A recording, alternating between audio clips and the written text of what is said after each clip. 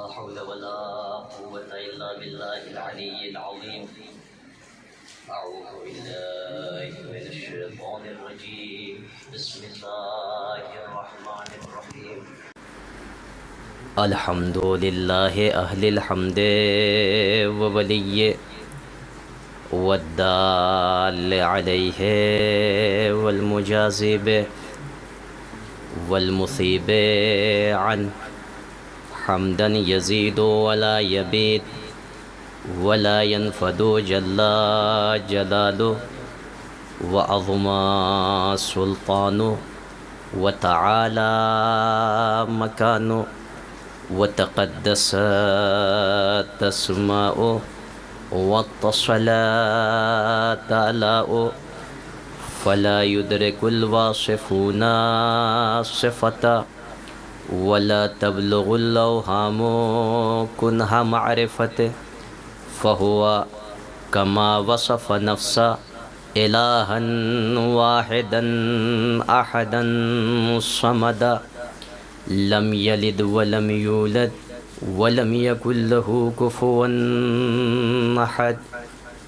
ثم الصلاة والسلام على أشرف الأنبياء والمرسلين مولانا ومولى الثقلين محبوب رب المغربين والمشرقين جد الحسن والحسين أبي الزهراء محمد وآله الطيبين الطاهرين المعصومين المنتجبين الميامين واللعنة الدائمة على أعدائهم ومنكري فضائلهم ومصائبهم وعظمتهم وشأنهم وعطشهم أجمعين من يوم عداوتهم إلى قيام يوم الدين.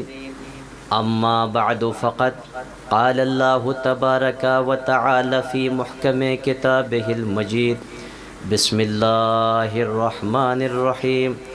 شهر رمضان الذي أنزل فيه القرآن هدى للناس وبينات من الهدى والفرقان. صلوات پڑھے محمد وآل محمد.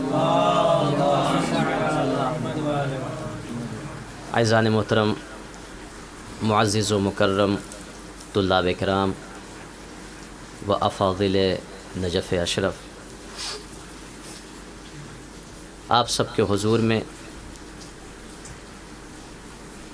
چند معروضات لے کر حاضر ہوا ہوں بطور اصلاح اور ثواب کی غرض سے. محمد و آل محمد.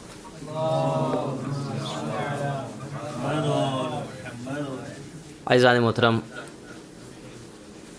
انشاءاللہ وقت کے اندر گفتگو مکمل کرنے کی کوشش ہوگی.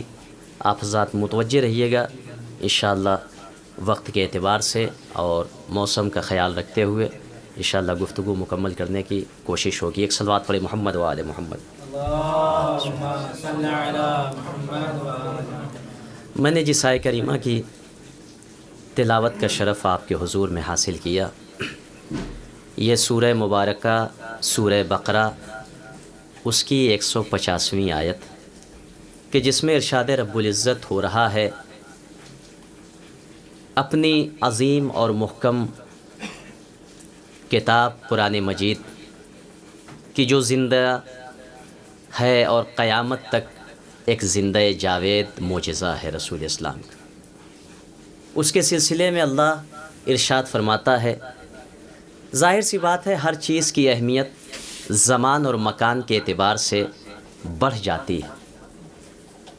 کوئی شے جتنی مکرم ہوگی، جتنی عظیم ہوگی، اس کے لیے محل اور وقوع بھی اتنا ہی عظیم رکھا جائے گا. یعنی جس ظرف میں اس شے کو نازل کیا جائے گا، یا یوں کہا جائے کہ ایسے ظرف کا انتخاب ہوگا کہ جو اس شے کے شایان شان ہو، جو اس شے کے لائق ہو، اس ظرف کا انتخاب کیا جائے گا. اب یہ ظرف کبھی ظرف زمانی ہوگا، کبھی ظرف مکانی ہوگا. تو کسی شے کی اہمیت کا اندازہ اسی عنوان سے لگایا جا سکتا ہے کہ اس کے لیے جس ظرف کا انتخاب کیا گیا ہے، انتظام کیا گیا ہے، وہ ظرف کتنا عظیم ہے. ظرف جتنا عظیم ہوگا وہ شے اتنی ہی عظیم سمجھی جائے گی. تو عزیزان محترم، اس قرآن مجید کی بات ہو رہی ہے. یہ وہ کتاب ہے کہ جو اللہ کا کلام ہے. بہت سی آیات میں ساری گفتگو چھوڑتے ہوئے بس اس آیت کے سلسلے میں عرض کرنا ہے، اس کے بعد آگے بڑھ جانا. اس کتاب کی عظمت، منزلت، شان و رفعت آپ کی نظر میں ہے، آپ مجھ سے بہتر جانتے ہیں. بس اتنا سمجھ لیجئے کہ یعنی یہ قرآن جو معجزات کا مجموعہ ہے، یہ قرآن جو علوم کا مرکز و محور ہے، یہ قرآن کی جو تمام اشیاء کو اپنے اندر سمیٹے ہوئے ہے، جب اس کے نزول کا وقت آیا تو آواز قدرت آئی، شہر رمضان الذی انزل فیہ القرآن. اس کے لیے جس ظرف کا ہم نے انتظام کیا ہے وہ ظرف کوئی عام ظرف نہیں ہے، بلکہ ماہ رمضان المبارک ہے کہ جس کو ہم نے قرآن کے لیے منتخب کیا ہے. اس ماہ رمضان المبارک کو ہم نے قرآن مجید کا ظرف زمانی قرار دیا. زمانے کے اعتبار سے جو اس قرآن کا ظرف رکھا ہے وہ کیا ہے؟ ماہ رمضان المبارک ہے. ہدن، اب یہ قرآن کتاب کی صفت بیان ہو رہی ہے. یہ قرآن ہدایت ہے، تمام علوم کا مجموعہ، تمام اشیاء، ولا رطب ولا یابس الا فی کتاب مبین. کوئی خشک و تر ایسا نہیں ہے کہ جس کا علم قرآن مجید میں نہ ہو. یہ تمام چیزیں آپ کے ذہن میں ملحوظ ہیں. یہ قرآن کیا ہے؟ ہدن، ہدایت ہے. وبینات من الہدا، اور یہ بینات ہے، دلائل ہے، روشنی ہے، واضحات ہے. یعنی قرآن بینہ ہے، ہدایت کی طرف رہنمائی کرتی ہے. یہ قرآن ہدایت دیتا ہے. ہدن، مرکز ہدایت ہے یہ قرآن. اس کے بعد کیا کہا؟ والفرقان، اور یہ قرآن کیا ہے؟ فرقان ہے. کہا فرقان کیا مطلب؟ کہا یہ فرقان فعلان کے وزن پر بمعنی فاعل ہے. یعنی کیا مطلب؟ یہ قرآن فاروق ہے. کیسا فاروق؟ کہا یہ فاروق ہے بین الحق والباطل، بین الہدایت والضلالہ، بین الاسلام والکفر. جب اس کی توضیح کی گئی، معنی بیان کیا گیا، کہ فرقان سے مراد بمعنی فاعل ہے، یعنی فاروق ہے یہ قرآن. کیا مطلب؟ کہ کبھی حق اور باطل کے درمیان فرق کرتا ہے، کبھی ہدایت و گمراہی کے درمیان فرق کرتا ہے، کبھی اسلام و کفر کے درمیان یہ قرآن فرق کرتا ہے. یعنی یہ قرآن، اس کی خصوصیت یہ ہے کہ مرکز ہدایت ہے. قرآن مرکز ہدایت ہے. اب اس قرآن کے ذریعے سے ہدایت کون کرتا ہے؟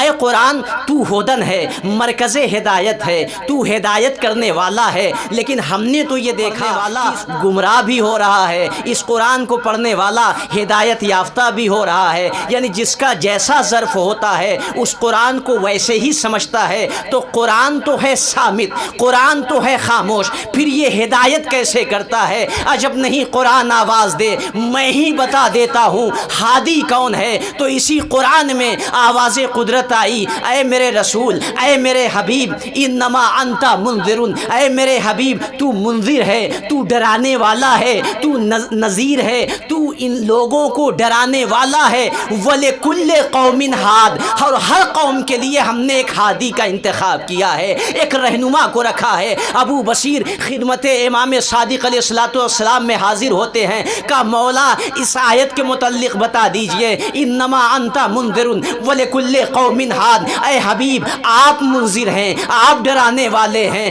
ہر قوم کے لیے ایک ہدایت کو رکھا ہے، ہر قوم کے لیے ہم نے ایک ہادی کا انتخاب کیا ہے۔ ایک مرتبہ امام صادق علیہ الصلوۃ والسلام کی آواز آئی، قالا رسول اللہ صلی اللہ علیہ وآلہ المنذر، جو منذر ہے وہ ذات رسول اللہ صلی اللہ علیہ وآلہ وسلم ہے، وعلی الہادی، علی کی ذات مرکز ہدایت ہے، یعنی قرآن ہدن ہے، علی ہادی ہے۔ اب علی اس کی ہدایت کریں گے کہ جو قرآن کے سائے میں آ جائے، یا لفظوں کو بدل کر یوں کہہ دیا جائے قرآن سب کی ہدایت نہیں کرتا، علی کی ولایت کے سائے میں آؤ گے تو قرآن ہدایت بھی ہے، قرآن رہنما بھی ہے۔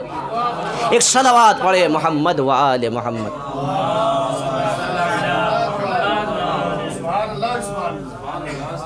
ہدن، یہ قرآن کیا ہے؟ مرکز ہدایت ہے، ہادی ہے، لیکن قرآن خاموش ہے، اسی قرآن نے آواز دی۔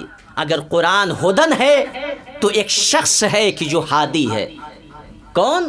کا اے رسول آپ منذر ہیں، وَلِكُلِّ قَوْمٍ ہاد، اور ہر قوم کے لیے ہم نے ایک ہادی کا انتخاب کیا ہے، ایک رہنما کا انتخاب کیا۔ علی الہادی، امام نے فرمایا علی علیہ الصلوۃ والسلام وہ ہادی ہیں کہ جو ہدایت کرتے۔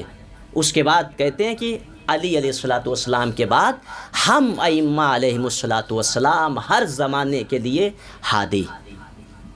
اس کے بعد قرآن نے جس آیت کی تلاوت کا میں نے شرف حاصل کیا، اس میں ارشاد ہوا وَبَيِّنَاتٍ مِّنَ الْهُدَى وَالْفُرْقَانِ، یہ قرآن بینہ ہے، بینات ہے، واضحات ہے، اور والفرقان، یہ قرآن فرقان ہے۔ میں نے عرض کیا کہ یہ فرقان فعلان کے وزن پر بمعنی فاعل ہے، یعنی کیا مطلب؟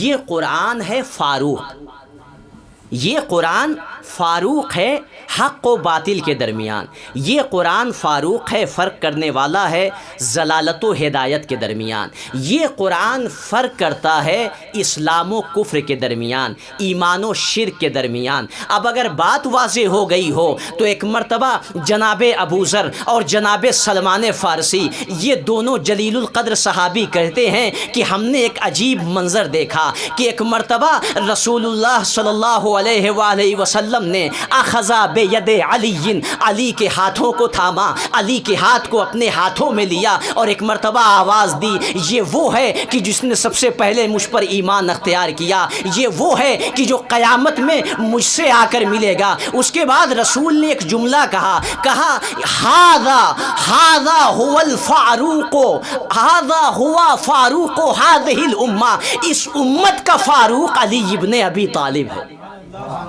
اس امت کا فاروق علی ابن ابی طالب ہے۔ کیا مطلب یا رسول اللہ؟ آواز رسول آئی فاروق هذه الامہ، یہ وہ ہے کہ جو اس امت کا فاروق ہے، یفرق بین الحق والباطل، یہی علی ہے کہ جو حق و باطل کے درمیان فرق کرنے والا ہے۔ یعنی مطلب کیا ہے؟ علی کی محبت ہی حق و باطل کے درمیان تفرقہ پیدا کرتی ہے۔ اب دیکھتے جاؤ، جو علی کی محبت کے سائے میں ہے وہ حق پر ہے، جو علی سے درگزر ہے وہ باطل ہے۔ یا لفظوں کو سمیٹ کر یوں کہہ دیا جائے، قرآن نے آواز دی کہ یہ قرآن والفرقان، قرآن فرق کرنے والا ہے ہدایت اور گمراہی کے درمیان، حق اور باطل کے درمیان۔ جب قرآن ناطق کی بات آئی تو رسول نے آواز دی ھذا ہوا فاروق ھذہ الامہ، علی امت کا فاروق ہے جو حق اور باطل کے درمیان فرق کرتا ہے۔ اب اگر دیکھنا ہے کون حق پر ہے کون باطل پر ہے، قرآن کس کی ہدایت کر رہا ہے، دیکھتے جاؤ۔ جو علی کی ولایت کے سائے میں آ جائے سمجھ لینا وہ حق پر بھی ہے، وہ ہدایت پر بھی ہے، وہ آگہی پر بھی ہے۔ جو علی سے درگزر ہے وہ کچھ بھی ہو مگر باطل ہے۔ ایک صلوات پڑھے محمد و آل محمد۔ تو یہ علی ہادی بھی ہے، قرآن ہادی، قرآن فرقان ہے، علی فاروق و ھذہ الامہ ہے۔ کتنی مماثلت ہے، اور یہی مماثلت تھی، یہی امتیاز تھا، یہی اشتراک تھا کہ آواز رسول آئی علی مع القرآن والقرآن مع علی، علی قرآن کے ساتھ ہے اور قرآن علی کے ساتھ۔ آپ دیکھیں مماثلت، اور یہ روایت صرف بہار الانوار یا کتب شیعہ میں نہیں ہے، بلکہ اس روایت کو بہت سے اجلہ مفسرین اہل سنت کے ابناء عامہ میں سے انہوں نے ذکر کیا ہے. حاکم نے مستدرک میں، اسی طریقے سے ذہبی نے تلخیص میں، اور دیگر افراد نے اس کو ذکر کیا ہے اور اس کو صحیح قرار دیا ہے. یعنی یہ روایت صحیحۃ السند ہے. وہ کیا کہ رسول نے فرمایا علی مع القرآن، علی قرآن کے ساتھ ہے، والقرآن مع علی، اور قرآن علی کے ساتھ ہے. اچھا، یہ معیت جو ہے، یہ اگر اس پہ غور کیا جائے، یہ جو مماثلت ہے، جو معیت ہے، کہا یہ رابطہ جو قرآن اور علی کے درمیان ہے، یہ رابطہ کون سا رابطہ ہے؟ جیسے دو چیزیں ہیں، کبھی رابطہ دونوں کے درمیان ارتباط جو ہوتا ہے وہ تکاملیہ ہوتا ہے. یعنی کیا مطلب؟ ان میں سے ہر ایک دوسرے کو مکمل کرتا ہے. مثال دے دوں کہ ذہن سے قریب کرنے کے لیے بات، جیسے ہائیڈروجن اور آکسیجن، کہا یہ دونوں ایک دوسرے سے ملتے ہیں تو دونوں ایک دوسرے کو اس طریقے سے کامل کرتے ہیں کہ دونوں پانی کی شکل اختیار کر جاتے ہیں. یعنی یہ جو ربط ہے، یہ ارتباط ہے ہائیڈروجن اور آکسیجن کے درمیان، یہ کیا ہے؟ تکاملیہ ہے. یعنی یہ اس کو کامل کرتا ہے، وہ اس کو کامل کرتا ہے، نتیجتاً دونوں پانی کی شکل اختیار کر جاتے ہیں. یہ ہے ربط، ارتباط تکاملیہ. وہیں پر ایک ارتباط، ایک ربط ہے جسے ارتباط وحدیہ کہتے ہیں. یعنی کیا مطلب وحدیہ؟ ربط وحدیہ یعنی ان میں سے ایک دوسرے کو کامل کرتا ہے. مطلب کیا ہے؟ یعنی یہ ایک ان میں سے وہ دوسرے کو کامل کر دیتا ہے.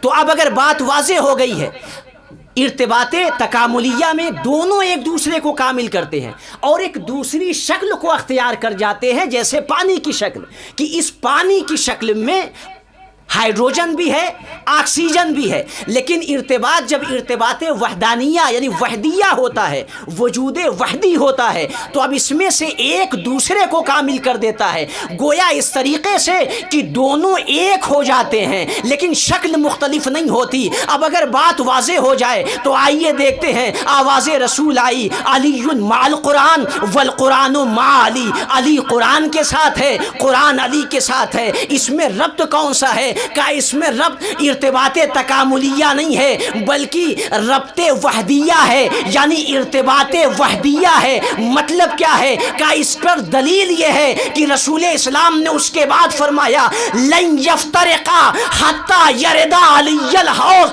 دونوں ایک دوسرے سے جدا نہیں ہوں گے جب تک حوض کوثر پر مجھ سے ملاقات نہ کر جائیں. یعنی مطلب کیا ہے؟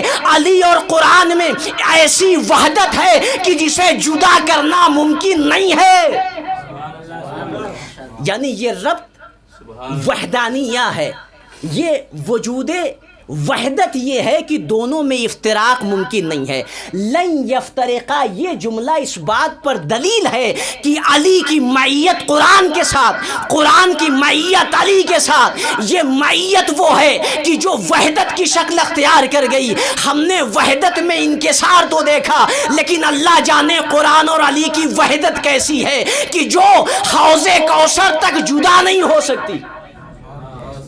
قرآن اور علی کی وحدت میں افتراق نہیں ہو سکتا، دامن وقت میں گنجائش نہیں ہے. یعنی یہ وحدت جو ہے، معیت، یہ وحدت کی شکل اختیار کر گئی. علی قرآن کے ساتھ، قرآن علی کے ساتھ. اور یہی وجہ تھی جب یہ وحدت کامل ہوئی تو خود علی نے ارشاد فرمایا انا القرآن الناطق، میں وہ ہوں جو قرآن ناطق ہوں. کب کہا؟ کہا جب صفین میں قرآن صامت کے ذریعے سے لوگوں کو دھوکہ دیا جانے لگا، جب امت میں افتراق کی کوشش کی گئی، جب حکم بنایا جانے لگا، تو ایک مرتبہ علی نے آواز دی قرآن صامت ہے اور یہ قرآن کوئی ہے کہ جو اس قرآن کو نطق کرتا ہے، نطق دیتا ہے، جو ہدایت کرتا ہے قرآن کے ذریعے سے؟ اس کے بعد علی کی آواز آئی، انا القرآن الناطق، دھوکہ نہ کھانا، میں علی قرآن ناطق ہوں، یعنی قرآن صامت علی کے ساتھ ہے، علی قرآن کے ساتھ ہے۔ اب علی کو چھوڑ کر قرآن کو حکم نہ بنانا، اس لیے کہ رسول نے قرآن کو علی کی معیت میں دیا ہے۔ اب علی جہاں ہوں گے قرآن وہاں ہوگا، علی گھر میں ہوں گے قرآن گھر میں ہوگا، علی سفر میں ہوں گے قرآن سفر میں ہوگا، علی حضر میں ہوں گے قرآن حضر میں ہوگا۔ بھائی سب نے لکھا ہے کہ چاہے کچھ بھی ہو، لیکن 6 مہینے تک علی نے فلاں کی بیعت نہیں کی۔ اس کا مطلب یہ ہے کہ 6 مہینے تک قرآن ہدایت تھا، لیکن کس کے ساتھ تھا؟ کہا 6 مہینے تک قرآن دربار میں نہیں تھا، علی والحق والحق مع علی، 6 مہینے تک حق دربار میں نہیں تھا۔ ایک صلوات پڑھے محمد و آل محمد۔ تو یہ قرآن ناطق ہے، یہ قرآن صامت ہے، علی ناطق ہے۔ قرآن علی کے ساتھ، علی قرآن کے ساتھ۔ اس قرآن کے نزول کی جب منزل آئی تو کیا کہا؟ کہا ہم نے رمضان المبارک میں اس قرآن کو نازل کیا۔ علی علیہ السلام کو قرآن کی معیت عطا کی، قرآن علی کے ساتھ، علی قرآن کے ساتھ، یعنی لن یفترقا حتی یردا علی الحوض۔ رسول اسلام نے اس طریقے سے دونوں کو وحدت عطا کی ہے کہ تم کوشش بھی کرو گے جب بھی قرآن کو علی سے جدا نہیں کر سکتے، علی کو قرآن سے جدا نہیں کر سکتے۔ یہی وجہ تھی کہ جب اس قرآن و علی میں جدائی ڈالنا چاہا، جب اس قرآن و علی میں افتراق کی کوشش کی گئی، تو بارہا یہ کہا گیا حسبنا کتاب اللہ، تنہا کتاب الہی کافی ہے۔ یعنی رسول اسلام نے وحدت عطا کی، انہوں نے افتراق کی کوشش کی، کہا بارہا، لیکن یہ کہتے ہوئے نظر آئے اگر علی نہ ہوتے تو میں ہلاک ہو جاتا۔ نہیں، میرا جملہ اب تک نہیں پہنچا۔ یعنی رسول نے علی کو اور قرآن کو معیت عطا کی، انہوں نے جدا کرنا چاہا، لیکن جدا کیسے کریں کہ جب جب کوئی مسئلہ آئے گا قرآن ناطق قرآن صامت کو سلجھائے گا، قرآن ناطق قرآن صامت کے ذریعے ہدایت کرے گا۔ کہہ تو دیا کتاب الہی کافی ہے، مگر ہر موقع پر، ہر مسئلے پر یہ جملہ کہنا اگر علی نہ ہوتے تو میں ہلاک ہو جاتا، اس بات کا اقرار تھا۔ نہ علی قرآن سے جدا ہے، نہ قرآن علی سے جدا۔ ایک صلوات پڑھے محمد و آل محمد۔ اور اس قرآن کو جب نازل کیا تو کہا ظرف زمانی جو ہے وہ رمضان المبارک۔ اچھا، رمضان المبارک میں دن بھی ہے، راتیں بھی ہیں، پروردگار کس ظرف میں نازل کیا؟ آواز آئی انا انزلناہ فی لیلۃ مبارکہ، ہم نے مبارک رات میں نازل کیا۔ اللہ اکبر، ہم نے اس قرآن کو مبارک رات میں نازل کیا۔ معصوم سے پوچھا گیا اے میرے مولا ذرا شہزادی فاطمۃ الزہرا صلوات اللہ علیہا کے سلسلے میں بتائیے۔ آواز معصوم آئی کہ شہزادی کا ایک نام مبارکہ بھی ہے، وہیا مبارکہ، شہزادی مبارکہ ہیں۔ قرآن کیا کہہ رہا ہے؟ انا انزلناہ فی لیلۃ مبارکہ۔ پروردگار اور واضح کر دے اس مبارک رات کا نام کیا ہے؟ کہا انا انزلناہ فی لیلۃ القدر، ہم نے اسے شب قدر میں نازل کیا۔ آواز معصوم آئی کہ القدر قدر اللہ، اللیلہ فاطمہ والقدر اللہ، رات سے مراد جناب فاطمۃ الزہرا ہے اور قدر سے مراد قدر الہی ہے۔ فمن حق ادرکا فمن عرفا فاطمہ حق معرفتہا، جس نے میری جدہ کی کما حقہ معرفت حاصل کر لی، فقط ادرکا لیلۃ القدر، گویا اس نے شب قدر کو درک کر لیا. یعنی قرآن نازل ہوا شب قدر میں.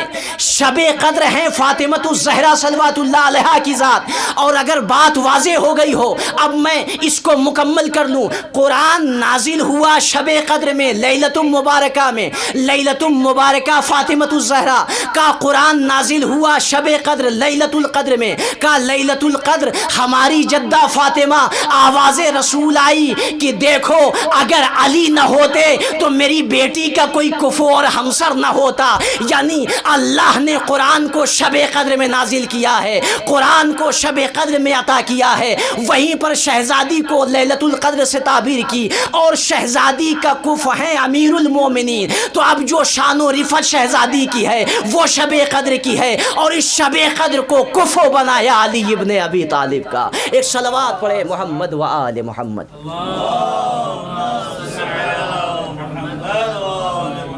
ظرف زمانی شب قدر, ظرف مکانی کیا ہے؟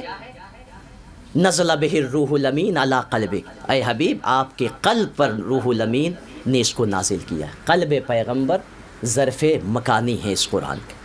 اللہ اکبر. قرآن کو نازل کیا گیا قلب محمد پر صلی اللہ علیہ وآلہ. قرآن کو نازل کیا گیا جس ظرف زمانی میں, وہ ہے رمضان المبارک. وہ ہے رمضان المبارک. اور شب قدر سے تعبیر کیا گیا اس رات کو جس میں قرآن کا نزول ہوا. وہیں پر جب قرآن ناطق کی بات آئی تو بھائی قرآن صامت کو نازل کیا قلب محمد صلی اللہ علیہ وآلہ وسلم پر.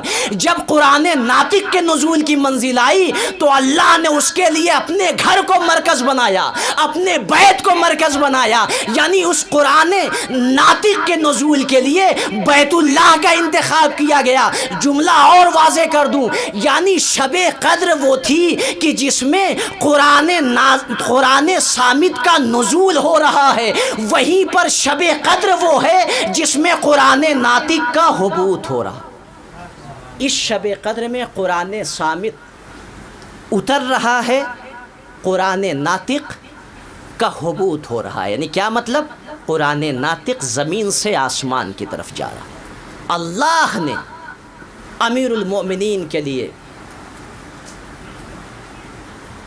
جس شب کا انتخاب کیا, اے علی میرے پاس آ جاؤ, اس شب کو شب قدر کہتے ہیں. اس شب قدر میں قرآن صامت کا نزول ہے اور قرآن ناطق کا حبوط ہے. علی قرآن ناطق ہے. اللہ اکبر. عزاداران امام المتقین, یقیناً بڑی قیامت کی صبح تھی آج کی صبح. آپ آمادہ ہو گئے, بس چند جملے, مصائب مکمل. یہ قرآن صامت, قرآن ناطق. خدا کی قسم 19ویں رمضان المبارک کو قرآن صامت بھی پارا پارا ہوا, قرآن ناطق کے سر پر ضربت لگی. یعنی علی کا سر شگافتہ نہیں ہو رہا ہے, بلکہ قرآن کو یہ امت پارا پارا کر رہی ہے. یہ ضرب تنہا علی کے سر پر نہیں ہے, یہ ضرب حق کے سر پر ہے, یہ ضرب قرآن کے سر پر ہے. اللہ اکبر. ایک مرتبہ رسول اسلام نے علی کے چہرے کی طرف دیکھا, آنسو بہانے لگے. ثم بکا, رسول نے گریہ کیا. علی نے دست ادب جوڑ کر عرض کیا, اے اللہ کے رسول, ما یبکیک, آپ کو کس چیز نے رلا دیا؟ رسول نے روتے ہوئے عرض کیا, اے علی میری نگاہیں دیکھ رہی ہیں تو اپنے رب کی عبادت کر رہا ہے. ایک مرتبہ ایک اولین و آخرین کا شقی اٹھا, اور اٹھنے کے بعد فضربکا ضربتن علی قرنک, آپ کے سر پر ایسی ضرب لگائی, فخذبا منہا لحیتک, کہ جس سے آپ کی ریش مبارک خون سے خضاب ہو گئی. اجرکم اللہ, جزاکم ربکم خیر الجزا. آپ مصائب سنتے آئے ہیں عزیزو. بڑی قیامت کی صبح تھی, بڑا قیامت کا دن تھا آج کا دن. علی وصیتیں کر رہے ہیں. ذرا اندازہ لگائیں قرآن کی اہمیت کیا ہے. قرآن ہدایت ہے, قرآن فرقان ہے, علی قرآن ناطق ہے. آخری وقت میں علی اگر وصیت کر رہے ہیں, میرے لال حسن اللہ اللہ فی القرآن, اے میرے لال حسن قرآن کے سلسلے میں خبر خبردار رہنا کہیں ایسا نہ ہو اس پر عمل کرنے میں غیر تم پر سبقت لے جائے۔ علی کو قرآن کا اتنا خیال ہے کیوں نہ ہو، قرآن علی کے ساتھ ہے، علی قرآن کے ساتھ ہے۔ میرے لال قرآن سے خبردار رہنا، قرآن پر عمل کرتے رہنا۔ اے عزادارو، ایک وقت وہ آیا کہ جب علی بستر پر استراحت کر رہے ہیں، بستر پر استراحت کی حالت میں ہیں، ایک مرتبہ جراح کو بلایا گیا۔